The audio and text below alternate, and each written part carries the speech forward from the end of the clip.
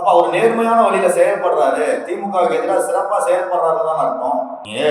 பாசிட்டிவா இருந்தாலும் நெகட்டிவா இருந்தாலும் அண்ணாமலை நோக்கி தானே இன்னைக்கு அரசியல் இருக்கு. பேசும் பொருளா மையக்கருத்து அண்ணாமலை தானே இருக்காரு. அவர் ஒரு பெரிய உச்ச நட்சத்திரமா இருந்து அரசியலுக்கு வரல.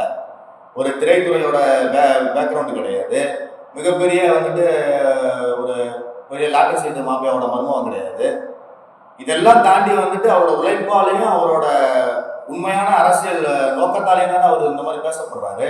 அண்ணாமலை எண்ணம் இல்லாத படிக்க போன அந்த கொஞ்ச காலகட்டத்தில் தமிழக அரசு வெற்றிடமா தான் இருந்துச்சு. எந்த எதிர்கட்சியாகவும் செயல்பட கிடையாது. ஸோ ஒரு மீடியாவுக்கும் தீனி இல்லாம தான் இருந்துச்சு. திமுகவை எடுத்து கேள்வி கேட்கிற ஒரு ஆளுமையான தலைவரை தமிழ்நாட்டில் இல்லாத தானே இருந்தாங்க.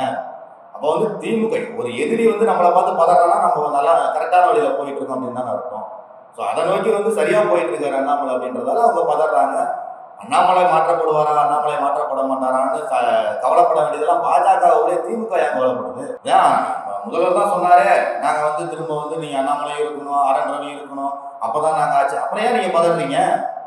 இவங்க ஏதாவது ஒரு பால் போட்டாங்கன்னா அந்த பால் எடுத்தே கோல் போட்டுறாரு அண்ணாமலை.